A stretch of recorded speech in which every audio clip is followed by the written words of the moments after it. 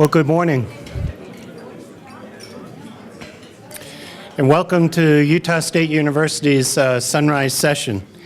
We are always excited to host these as a showcase for some of our finest researchers to share with the community what they're learning and what they've discovered, and what an incredible way to reach out and really make a difference.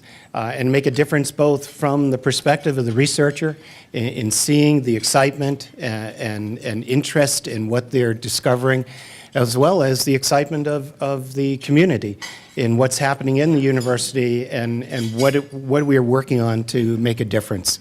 It is not often you have an opportunity to do this kind of showcase, and in our case, it only happens because of the incredible and generous sponsorship of Regents Blue Cross Blue Shield. And I hope you will join me now in thanking them, because we have with us Miguel Rivera representing them. Miguel, would you please stand up and receive our thanks?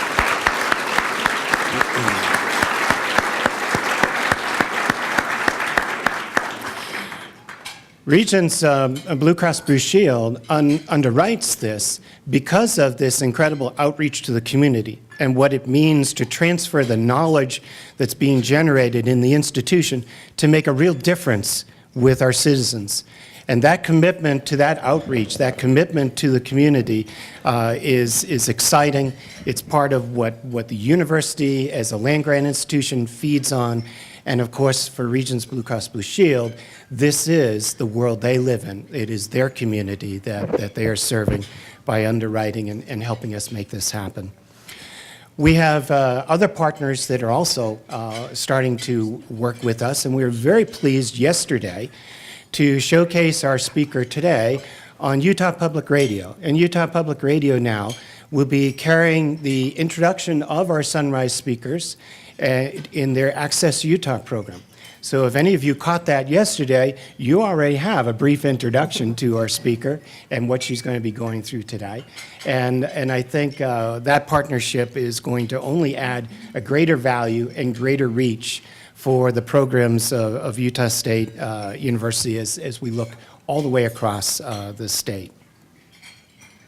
We, of course, run these on a regular basis, and if you were here in our last presentation, it was with Rob Gillis, and we were talking about climate and environment and weather change, and of course, we're going to be talking about Alzheimer's today, and our next presenters will be Kathy Hartman and Ed Stafford talking about wind-powered energy. So a real variation in subject matter and really creating a lot of difference in terms of the subjects that we get out to the community and build that bridge with. So let me introduce our speaker. Our speaker today is Maria Norton. Maria, I had the pleasure of having dinner with her last night and her family, and we just had a wonderful opportunity to catch up and talk a bit. She has been devoted to research in mental health of our nation, older population, for many, many years, and has really made a difference in this. And for a subject that will touch so many of us, in fact, there's probably very few in this room that have not already had that contact with the challenge of age and mental illness, and in particular, Alzheimer's disease. Dr. Norton's going to be talking about some of the worldwide breakthroughs that have been occurring in the research of Alzheimer's, and she's also going to be talking about some of her work here at USU and how it has been aimed at reducing the symptoms of the disease and other dementias along these lines.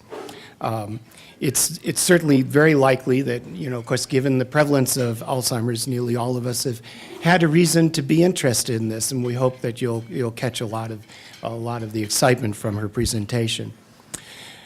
So a little bit about Maria. From 1994 to 2001, Maria was the project manager for the Cache County study on memory and aging. So she has some hands-on research to share with us regarding this topic. She earned her PhD while studying psychology at USU in 2001, and then joined the Department of Family, Consumer, and Human Development. And I'm very pleased that we have the Dean of the College of Education and Human Services, Beth Foley. Beth, please stand and be recognized here. This college is one of the most vibrant, growing, largest colleges in our university. It's quite unusual. And it places us in a unique position to be focusing heavily on not only the richness of our science, but how do we translate that to our citizens, education. And how do we do that, whether you're talking about K through 12, all the way up through continuing education for our citizens. So a wonderful college, and we're very pleased to have them here. After getting her degree and of course starting work at USU, she went on to continue work in the study of memory and actually became the principal investigator for the study on memory at USU. In 2012, Dr. Norton was selected as her college's Research Scholar of the Year, and we in the Vice President of Research Office are very proud of that. And she received the Alexa Award for Alzheimer's Association Utah chapter. She's published over 90 journal articles and given 100 scholarly presentations on these subjects. And most recently, she was named and voted a Fellow of the Gerontological Society of America. So please join me in welcoming Maria Norton to the podium. Maria.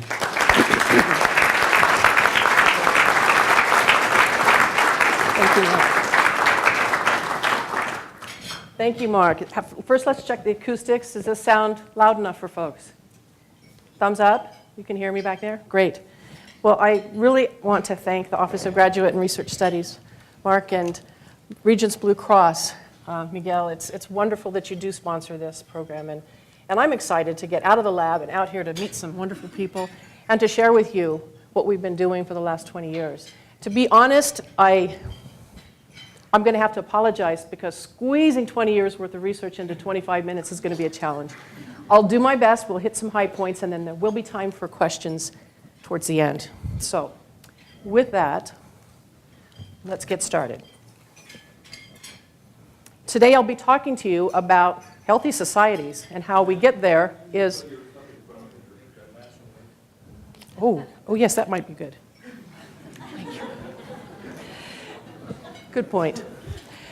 Healthy societies, how do we get there? Well, given the aging of our population, if we can ensure healthy aging and providing high quality of life, since we are living longer, let's try to aim for high quality of life, not just length of life, then we can move towards a healthy society as well. A quick overview of what I'll be talking about, and I hope this isn't distracting. I have to pace. Professors have to walk around, make sure people are paying attention. But what I'll do is we'll talk about Alzheimer's disease, a little bit about what it is, the magnitude, how big is the problem. We'll talk about what influences our risk for developing Alzheimer's disease, what we're doing at Utah State, what some of our findings are. I just came back from the international conference in Boston on Alzheimer's disease, and I'll share with some unpublished, but hot off the presses, results from that conference as well. And then finally, what can we as individuals do to lower our risk? And then what can communities do to help as a group, as a society? What can we do together, partnering to reduce risk? Let's start off by imagining something. I want you to pretend or imagine for a moment that you've agreed to be a research subject. In this experiment, you have agreed to wear a pair of latex gloves and have a couple of fingers taped together on each hand to simulate arthritis. You've agreed to wear swim goggles that are fogged over, and you can see through the center just a little bit, and this might simulate macular degeneration.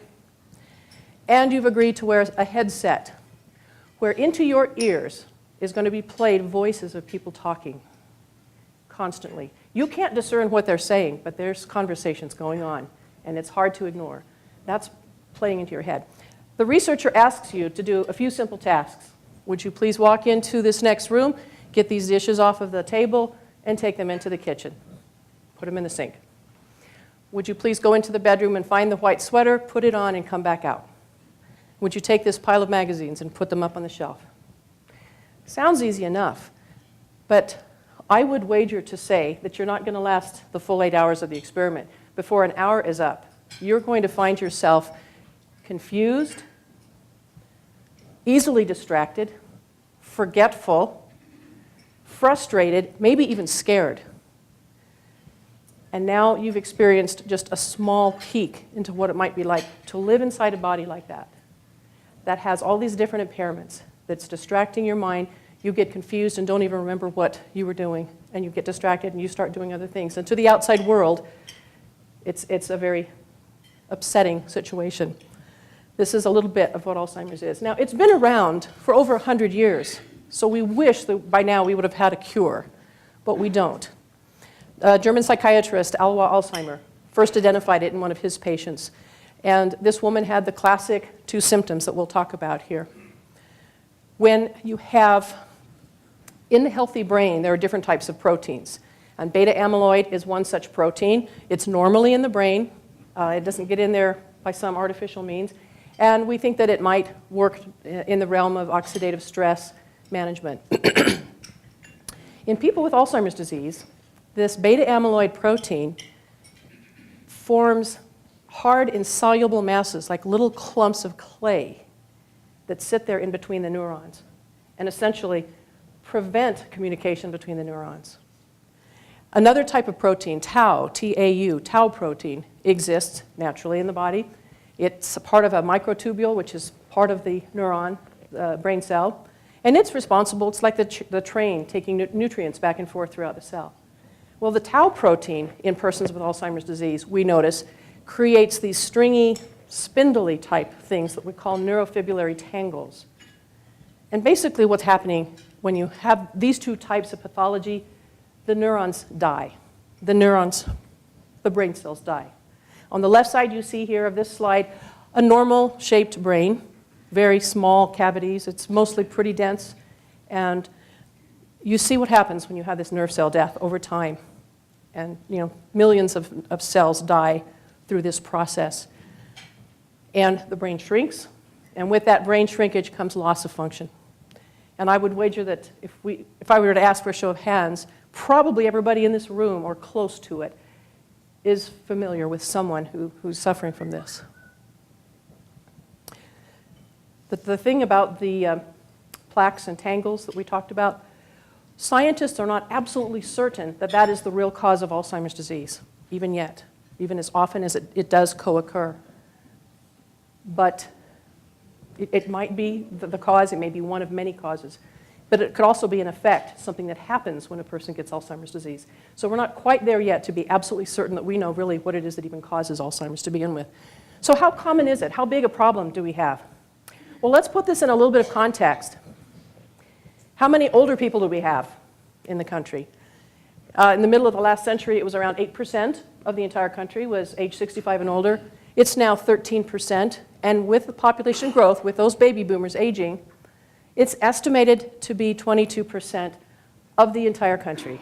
So if you can imagine, from a fifth to a fourth of the country being in this age range where we are at higher risk for this disease, that's pretty alarming. It's just going to be a different world. It's going to be a different country. Older people will be everywhere. And I love older people, so I think that's wonderful. But of course, in the context of AD, we have to think about these prevalence estimates and projections. Right now, there are 5.2 million people with Alzheimer's in this country. But that's expected to nearly triple by 2050, to have 14 million people. Right now, every 68 seconds, one more person on average develops Alzheimer's. By 2050, with that many more older people, every 33 seconds, another person with Alzheimer's disease in this country. That's dramatic. This is something unprecedented. We've never seen something like this before. And of course, it's a function of aging. The costs. Right now, we're spending, as a country, over $200 billion to care for these 5 million individuals. And that is going to catapult to over $1 trillion by 2050 with current projections.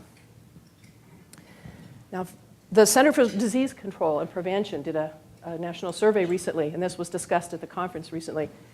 And of all persons over 65 that were polled, 30% said, yes, I am concerned about my memory changes, my memory loss. But how many of those do you suppose told their doctor about it? 19%. So we have 81% of people with memory problems that aren't going in and telling their doctor. As it turns out, among everybody who does have Alzheimer's disease, it is estimated that 2/3 of those individuals, not just the other group that also has minor memory problems, actual Alzheimer's disease, 2/3 of them are undiagnosed. And you can imagine a host of reasons why maybe people don't go in and try to get that diagnosis. Another statistic, 1 in 3 seniors will die of Alzheimer's disease or some other dementia in the US at some point between age 65, if you make it that far, to 65, and then beyond to death, 1/3 will die of some form of dementia. So how are caregivers affected? Many of you in this room may be caregivers of persons with dementia. Although caregiving can be a very loving, bonding, very positive experience, very rewarding, it can also be very difficult on the caregiver. 80% of all of the care of Alzheimer's disease, as we know today, is provided by unpaid, typically family caregivers. 80% of it. Caregivers' mental health, caregivers' physical health is known statistically in countless studies to be affected by the stress and strain of the work of being a caregiver. And in some cases, if the caregiver is an adult child, that adult child may need to quit a job to be able to be available to provide that care. So there's loss of income, and that could have huge impact on the family. All right, I've given you some statistics. What I want to do now is put a human side to it. One of our research subjects was a woman who died of Alzheimer's disease over the course of our study. Her husband wrote this poem. My love is leaving, not with roll of drums or flurry of angels' wings, come to suddenly bear her away.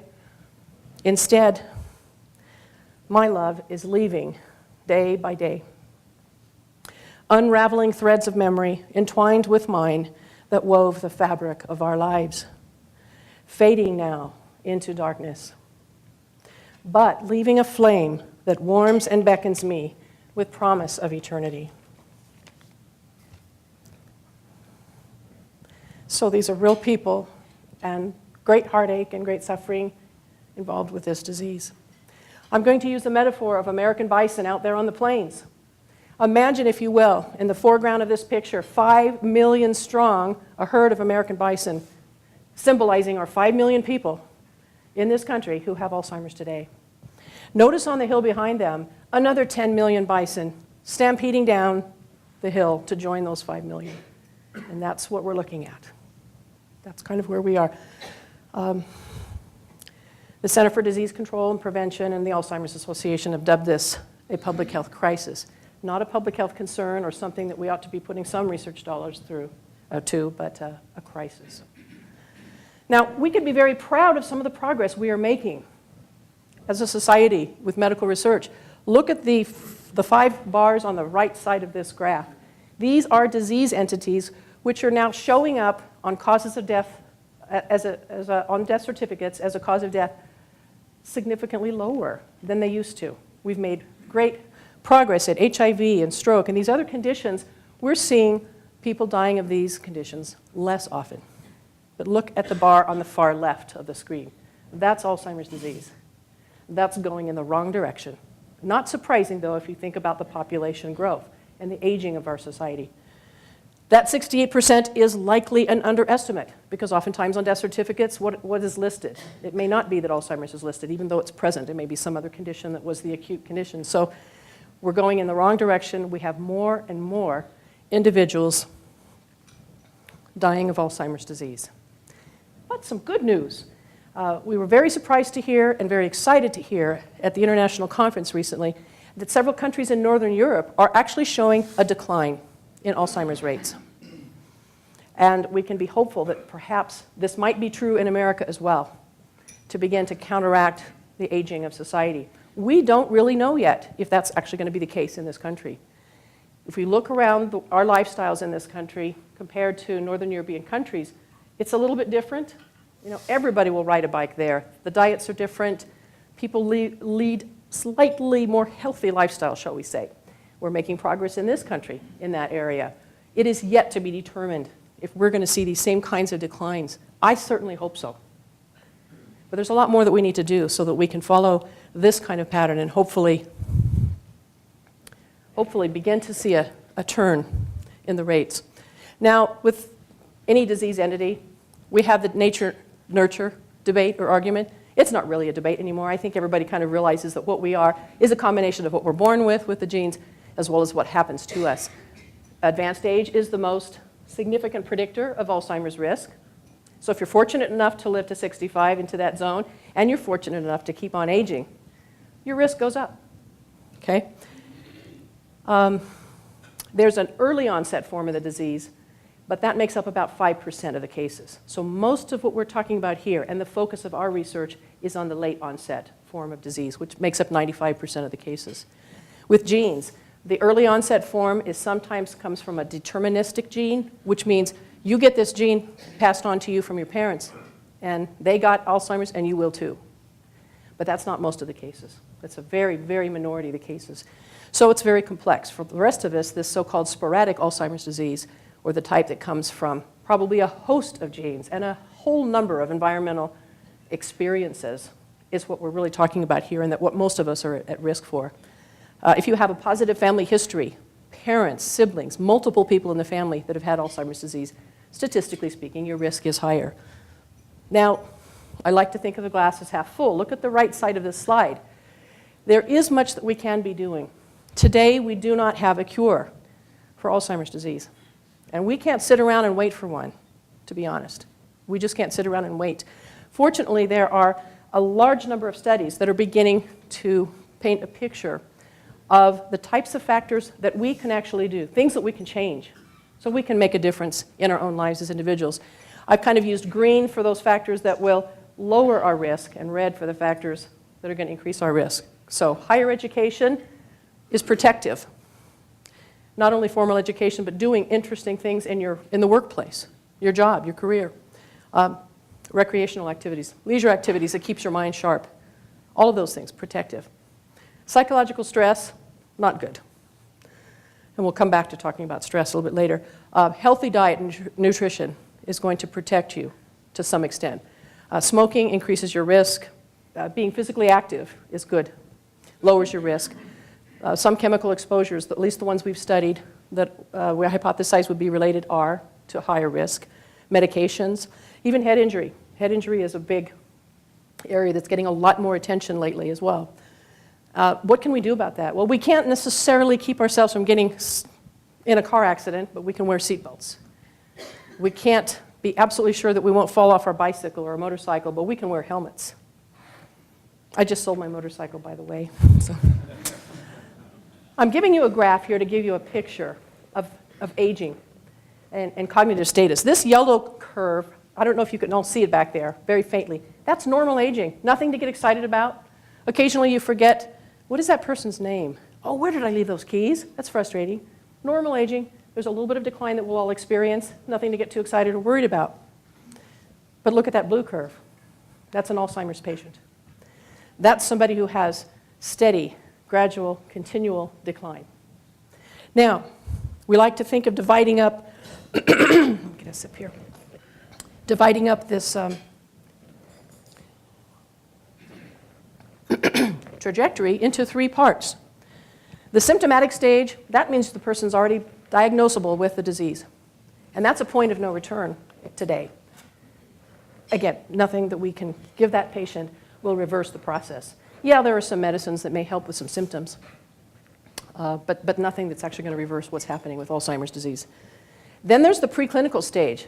Now, this is an interesting stage to be thinking about because that may be a point of intervention where we can actually help either stave off and delay the onset of when someone's going to get disease, or if we're really lucky, maybe even able to prevent it. This is an individual who's functioning normally on the outside, but we're beginning to see beta amyloid deposits. We can find it in the blood, we can find it in the cerebral spinal fluid, and those are kind of red flags. And there's a big push and a lot of talk at this international conference about biomarkers. We've got to ramp up our technology. We've got to find more biomarkers and ways to identify who these people are that are at risk before they show the symptoms. Many of us in this room might be in that stage right now and not know it. And then the latent stage. These brain changes haven't even begun yet at all. But this could be a 20-year-old who is smoking and a couch potato and a really horrible diet and on a trajectory, shall we say, on a path towards Alzheimer's disease at that young of an age. Scientists are finding that it's decades before you see the onset of Alzheimer's that this process begins. In some people, it will be 10 years before, some people maybe 30 years before. So that's another point of intervention, a point of community education and doing everything we can to try to delay the onset. The red dotted line represents, all right, we weren't able to prevent it, but we were able to delay its onset. And so the decline happens a little bit later. There is a 550 rule in epidemiologic circles of Alzheimer's, and that says that if we can delay the onset of Alzheimer's disease among all the people who will get it by a mere 5 years, that effectively will cut in half the prevalence, the number of people that have it. At Utah State University, as Vice President McClellan pointed out, we're very excited to be involved in this research. We have some of the top scientists in the world working with us from Duke University, Johns Hopkins, and even here at the University of Utah.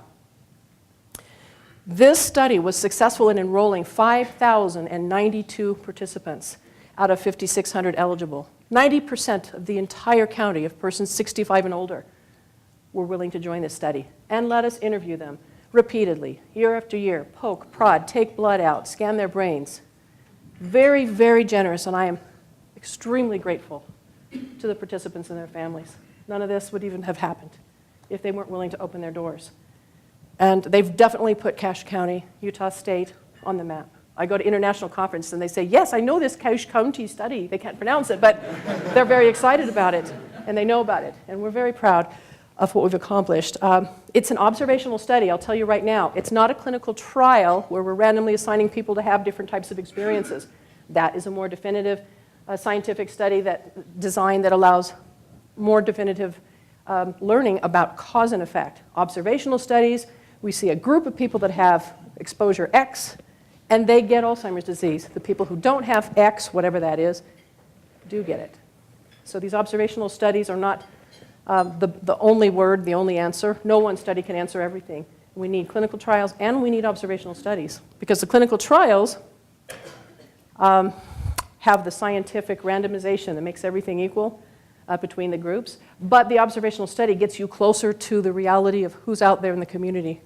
Again, if 81% are not going to talk to their doctor, population-based studies such as the Cache County study is going to get us closer, perhaps, to some of the real estimates of what's happening.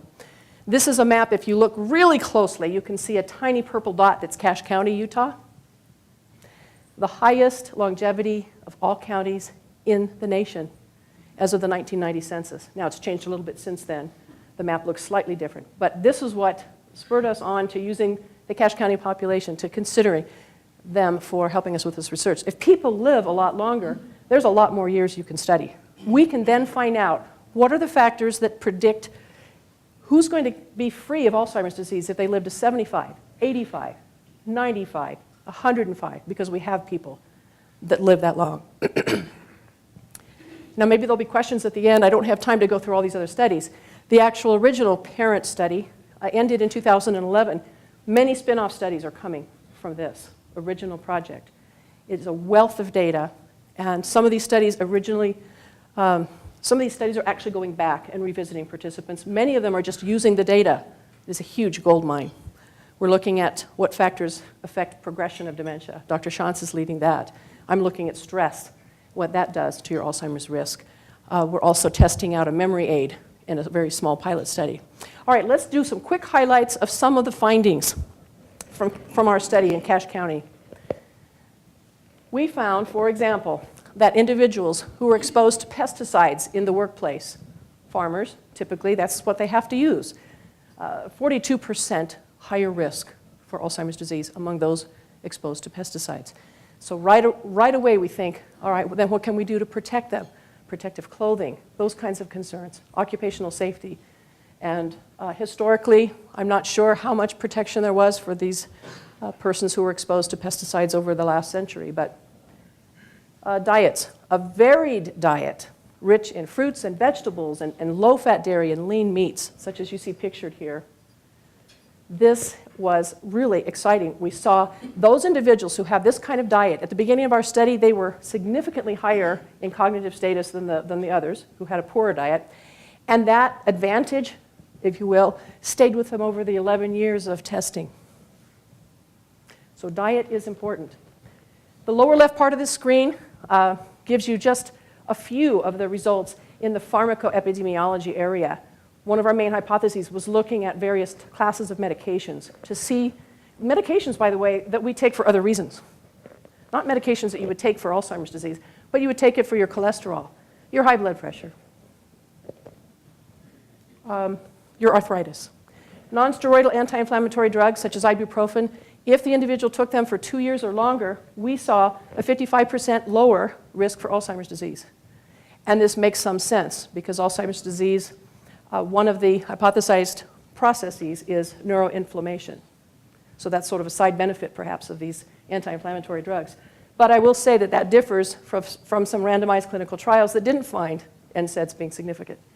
So we sometimes get different answers from different studies, and we can talk later about why that might be. Antihypertensives, medication for your blood pressure. We found that broadly, as a class, if you were taking those, you had 36% lower risk for Alzheimer's. But a particular form of antihypertensive, the potassium-sparing diuretics, if that happens to be the kind you're taking, 84% lower rate of Alzheimer's disease among those individuals compared to those not taking any antihypertensive. Statins, cholesterol-lowering agents like Lipitor, we found no association with Alzheimer's. Hormone replacement therapy, quite a controversial area. We found that women who started HRT within 5 years of menopause and who had sustained use for at least 10 years, those women had 30% lower risk. Now, maybe each one of these percents isn't terribly impressive, but you kind of think of maybe adding them up because we are complex humans and we get exposed to all kinds of things. So the interesting thing is this differs from the Women's Health Initiative finding, where they found no benefit.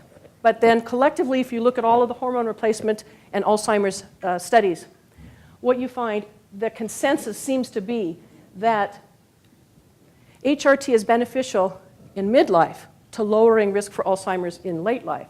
But if it started in late life, it can have the opposite effect and be detrimental and hurt your chances of avoiding Alzheimer's disease. Here's a few more findings. Obesity, body mass index greater than 30, not 30% higher risk, twice the risk of Alzheimer's disease. So there's a lot more we need to be doing as a society to work towards the obesity epidemic. Hypertension and high cholesterol. We didn't find an association linking that to Alzheimer's disease. Other studies did, but importantly, the studies that do find this link, they find that in midlife, if you have high blood pressure, and if you have high blood lipids, high cholesterol, in midlife, that is significantly more associated with Alzheimer's than even if that shows up for the first time later in life. Exercise, staying physically active, kind of the flip side of that, not being physically active, a sedentary lifestyle. Fewer than 5 hours in an entire week of even light to moderate activity. Those individuals, compared to those who were doing more, double the risk of Alzheimer's disease. One area that I'm very interested in as a gerontologist is looking at psychological stress. And historically, you might be given a survey, something like this, and you check off how many different life events that you had. You get a score. The higher the score, the higher the likelihood of different types of health problems, because stress isn't really good for us. What we're doing in Cache County is something that's somewhat revolutionary. We're taking advantage of an incredible resource that is here at the University of Utah called the Utah Population Database. And the director is sitting right over here, Ken Smith. Take a bow. We're collaborating with Ken and his group using this database, stripping, of course, the names off, so it's all anonymized. We don't see names of who these people are, but we can go to these objective records and figure out who was a teenage parent, who had a baby that was premature, or perhaps developmentally delayed, who became widowed at age 30, and so forth. These types of things that can come from vital statistics, medical records. We can actually go in there and capture and measure these different types of stress events and look at these kinds of research questions. And yes, we're finding significant links. Early parental death, for example, associated with doubling the risk. A mother or a father dying during one's childhood doubles the risk of Alzheimer's disease. Now, what can we do if we've got a society with 5 million plus people with Alzheimer's disease? Is there anything we can do after they've crossed that point of no return, so to speak? They do have dementia. They do have Alzheimer's. What can we do? It turns out our dementia progression study, led by Joanne Shantz, we have been publishing several really cutting-edge approaches to looking at the caregiving environment. Most, excuse me, most caregiver research actually focuses on the caregiver. And what Dr. Shantz is doing is flipping that on its head and saying, all right, we know that the caregiving experience may be difficult and stressful for the caregiver. What can the caregiver do to alter the caregiving environment to actually affect the rate of decline of that person with dementia? Weird thought.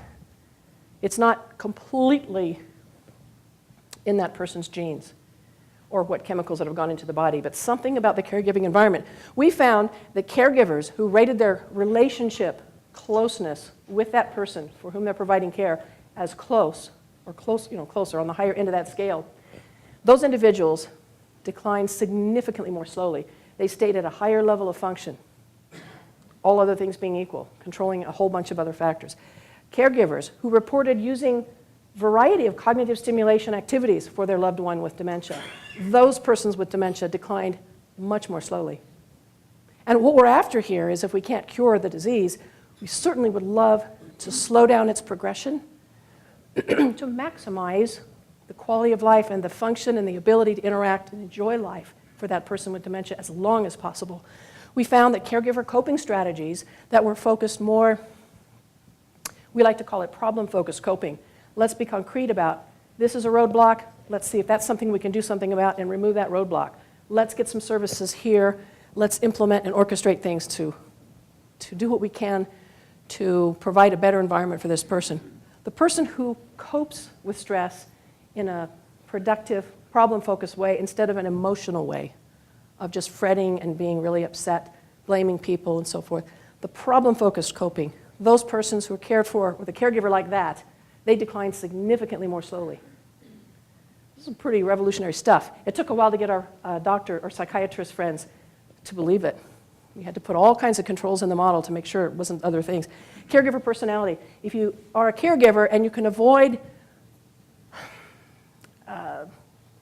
anxiousness, being really stressed out, in very high anxiety and distress and neurotic and fretting all the time, if you can avoid that, the person declines more slowly. So these give us hope that we can perhaps pull some of these ideas together and make an intervention for caregivers to help them actually learn how to slow down progression. So if this was the Olympics, the gold medal for us would be finding a cure, and there are a lot of people working on that. If we can't do that, let's develop a vaccine so we prevent any more cases from happening, any more bison from barreling down the hill towards this crowd. But lacking that, if we can identify the mechanisms, if we can empower people to know how they can modify their lifestyle to actually lower their risk significantly, we better be doing that. And we can't wait for the cure. We can't wait for the vaccine. We've got to be doing this. And that's largely what we're doing in Cache County. So what can individuals do to lower our risk? Eat a healthy diet, be physically active, avoid smoking, limit alcohol consumption, stay socially active, engage, keep your mind busy. They use it or lose it. Definitely. It's worth learning the new language, the new musical instrument, whatever it may be that is exciting for you, keeping the brain moving and new challenges, managing your stress level. All right, what can communities do? Publicity campaigns to get people excited about changing their lives in real ways that are going to affect this Alzheimer's crisis. education events. I was involved in the Scarecrow Walk in the city of Nibley. My students and I built physical scarecrows, put them through a pathway, like a kind of a corn maze, and we had little results of our research about how to keep your brain sharp posted at each of these scarecrows. And great turnout, and a lot of positive feedback from that, those types of sort of grassroots things. Friendly competition between towns. I think Logan would like to challenge Salt Lake City and Provo to a competition. How many people we can get engaged in quitting smoking, getting out and exercising, and so forth.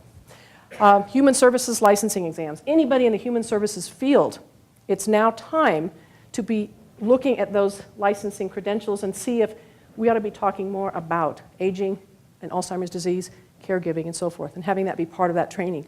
Public policy incentives. If we can incentivize individuals, and sometimes it's dollars and cents. We can talk a little bit later about what maybe some of those things might be. You probably have better ideas than I do on that. If we can create a wellness culture at the workplace. Again, catching people before they're actually at risk. They're in the risk period if they're 40 years old. Regis Blue Cross is really setting an excellent example of that. You go to their website and you look at that program. It's exciting. And it makes me wish that we could just force everybody to look at that website from every business throughout our state or our country and implement those kinds of practices. Now, when should you go see the doctor? Suppose you go to the grocery store. You have 6 things you're supposed to buy. You didn't make a list. You remembered 5 of them, and it's just nagging you. You're frustrated. You can't remember that 6th one. Darn it. Has that ever happened to you? Okay, should you go run to your doctor and say, I think it's Alzheimer's? No. If you can't find your keys, you walk into the room and you go, oh, where did I put those? And that's happened often enough. I think I might have Alzheimer's. No, that's not what we're talking about. It's more where you're having conversations with people and you just simply stop being able to find words. Word finding difficulty, not occasional, but getting a lot more noticeable and a lot more frequent. That's kind of a red flag. Not being able to follow the plot of a book or a TV program. That can be of concern.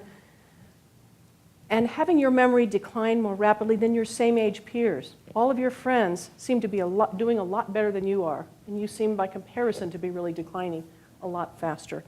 That's something that you should be thinking about. So going in and seeing the doctor, yes, there's stigma, yes, there's fear, but early detection is important. We'll talk about that in another slide or two.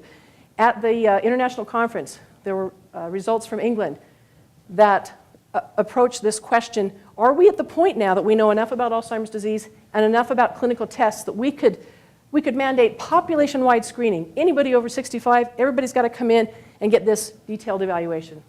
No, we're not there yet. That was the conclusion. Too expensive. We don't know if the benefit would really be worth the cost. More studies are needed to find out how well received would this be. How would it change diagnosis and care and services provision to people with memory problems? Now, why is early diagnosis important? Again, not to run in just because you lost your keys, but some of those other types of losses. One reason is that some of these early memory problems or just memory difficulties can come from treatable conditions. They can be side effects of medicines. They could be due to depression, which is treatable. So it could be very real cognitive impairment you're having. You're not imagining it. But it isn't Alzheimer's disease, and it's something that the doctor can actually, if you share that information, can then look at the meds you're on and look and evaluate for depression and some of these other conditions and perhaps reverse the cognitive impairment you're experiencing. Another reason is, suppose it is that you're going to get Alzheimer's and that you're in the early stages of it. Wouldn't you like to be empowered while you still are cognitively able to plan for yourself and your family, finances, housing, the whole range of things that you need to plan, instead of avoiding talking or thinking about anything with anybody? Earlier diagnosis is helpful. And then third, if a treatment comes along and your doctor already knows about you and then can be on top of what new medications might come out, you can be brought in and be part of that quicker access to treatment. I've got a hardcover publication here that the Alzheimer's Association puts out every year that's pictured here on the screen. You can come and look at this after the talk if you like. Skim through it. You can also access it on their website, alz.org. There's a link. There is also a program called the Healthy Brain Initiative, and this is a partnership between the Center for Disease Control and the Alzheimer's Association. It's been going on for several years. This is a roadmap to help individual communities network and partner with state agencies and federal agencies to implement these kinds of initiatives and efforts. So there's a lot. We can't be leaving any stone unturned. We have to really be joining hands and partnering at all levels in society to see what we can do here. And then the BRAIN initiative that the White House just announced. And this is brain research through advanced neurotechnologies. The effort here is to provide new funding to very much and very rapidly ramp up the sophistication of the technologies that we're able to use that can help us to better diagnose, better assess treatment efficacy, and so forth. So this is something that Alzheimer's Association is pretty excited about. More money coming to really put us into, and there's some urgency. Many scientists are using somewhat outdated tools and technologies. Coming back to our imagery here, the bison. We have a couple of cowboys here, and I guess we're all the cowboys. We need to do what we can to corral this herd, this raging herd of Alzheimer's disease, to prevent collateral damage, to maximize quality of life. So when it really gets down to it, do we want just more years of life? As in 1900, you could only be expected to live to age 45, but now it can be 70s, 80s, and beyond. It's not just about having more years. It's about higher quality and experiencing good quality during those years. And I and my colleagues really strive for the day when Alzheimer's disease is just something for the history books. Thank you.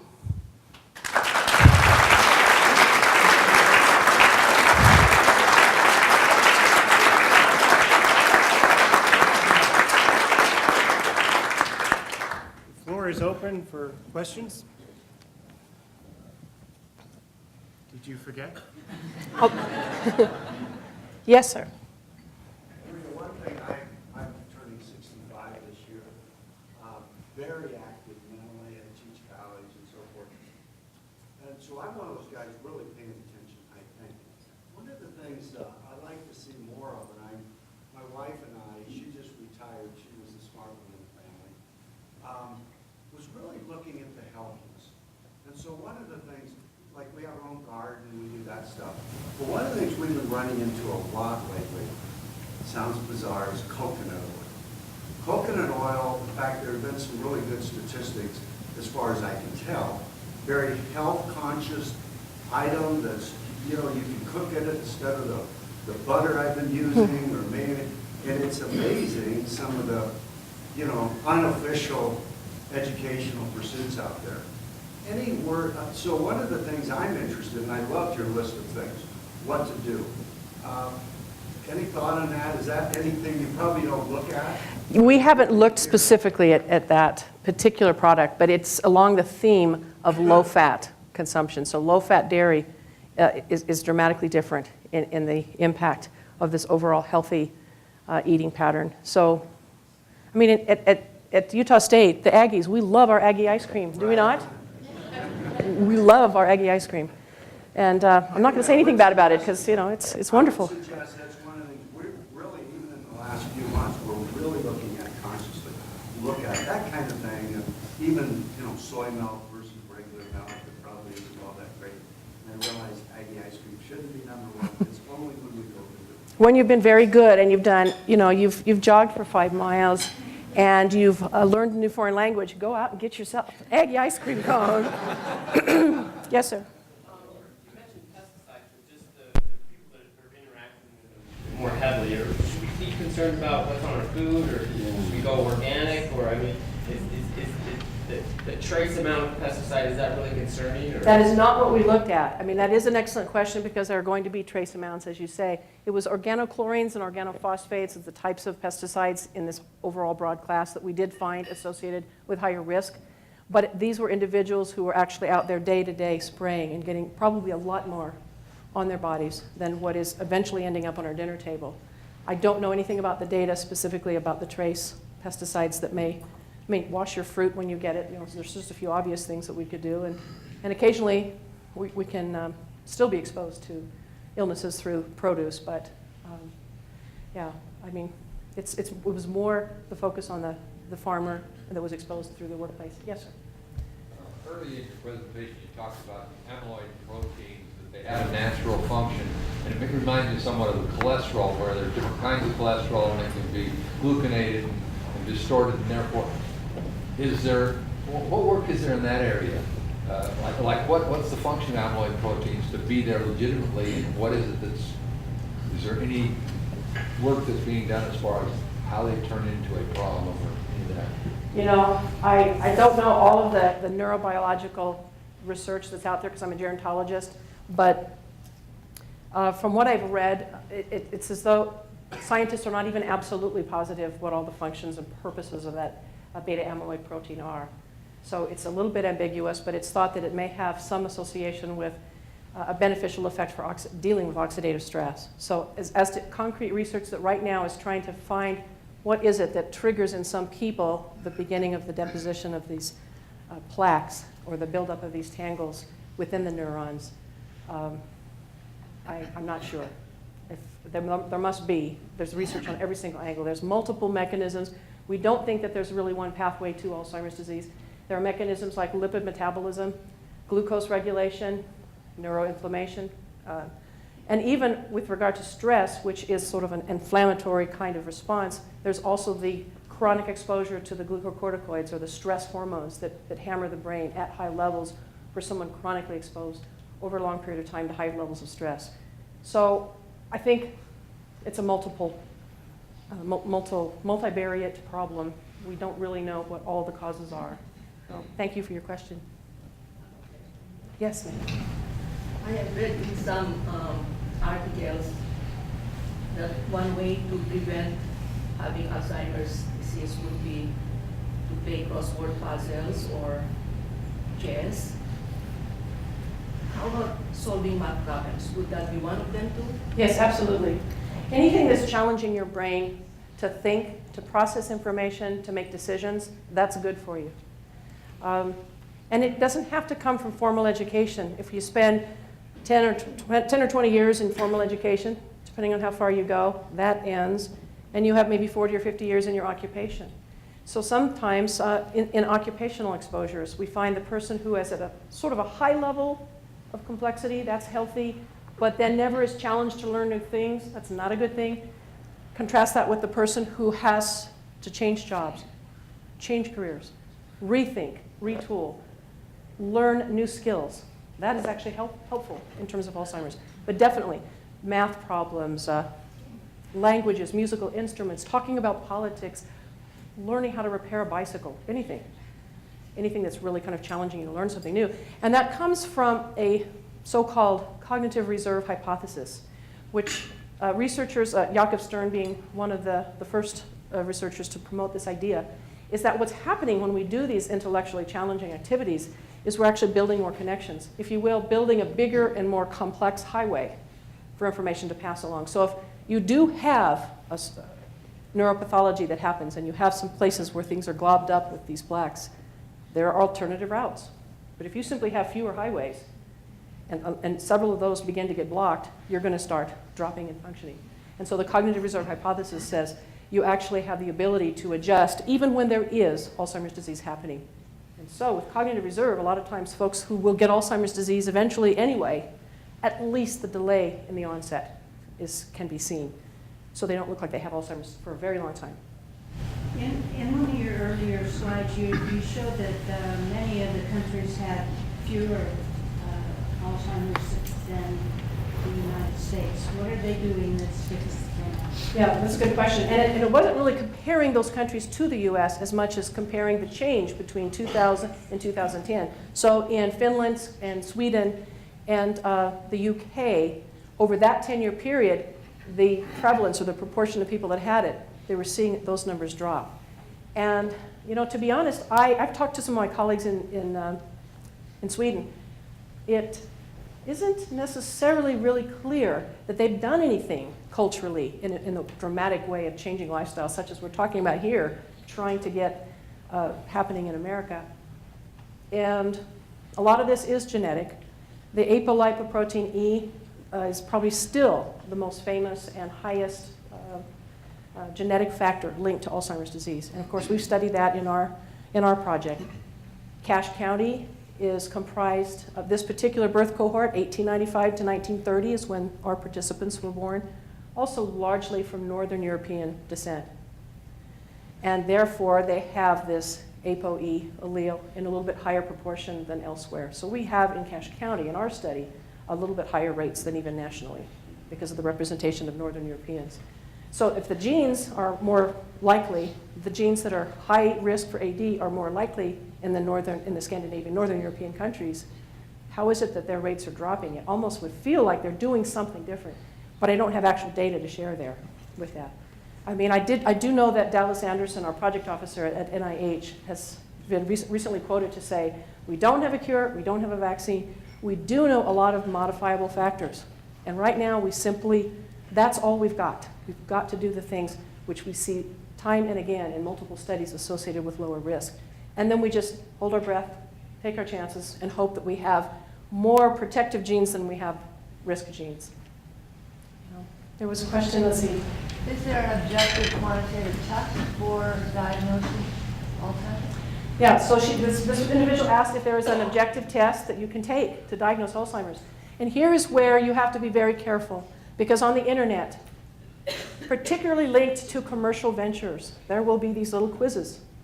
And maybe if you score below this certain point, bingo, you probably have Alzheimer's disease. You need to buy our product, and it will help you. And I don't mean to be facetious too much about this, because frankly, it is not as simple as a test. It is a comprehensive clinical evaluation that you have to rule out other explanations for impairment. And neuropsychological test battery that we give is an hour and a half long. So no blood test? There's no blood test that's definitive. You can have a blood test that will show that you have higher levels of beta amyloid in your blood. That doesn't mean you have Alzheimer's and should be taking a drug necessarily. We're not there yet with biomarkers that can actually identify who it is that has it. But Maria, you're sorry. going to be able to stay around Absolutely, for some questions. yeah. Ladies and gentlemen, Dr. Maria Norton. Thank you so much.